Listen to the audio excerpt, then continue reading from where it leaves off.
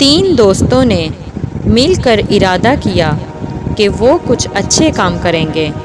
پہلے دوست نے بچوں کو قرآن پاک پڑھنے کا ارادہ رکھا۔ دوسرے دوست نے فقراء کو خوراک دینے کا ارادہ رکھا اور تیسرے دوست نے یتیم بچوں کا خیال رکھنے کا ارادہ رکھا۔ ایک دن ان تینوں نے ملاقات کی اور اپنے کاموں کا معائنہ کیا۔ پہلے دوست نے بتایا کہ اس نے بہت سے بچوں کو قرآن پاک پڑھا دیا ہے۔ دوسرے دوست نے بتایا کہ وہ ہر روز فقراء کو خوراک دیتا ہے۔ تیسرے دوست نے بتایا کہ وہ یتیم بچوں کا خیال رکھتا ہے۔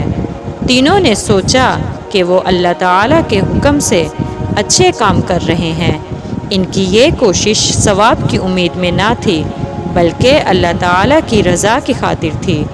ایسی خوبصورت سوچ اور عمل سے ہمیں یہ سیکھنے کو ملتا ہے کہ ہمیں اپنے کاموں میں سب سے زیادہ اللہ تعالیٰ کی رضا کو دیکھنا چاہیے۔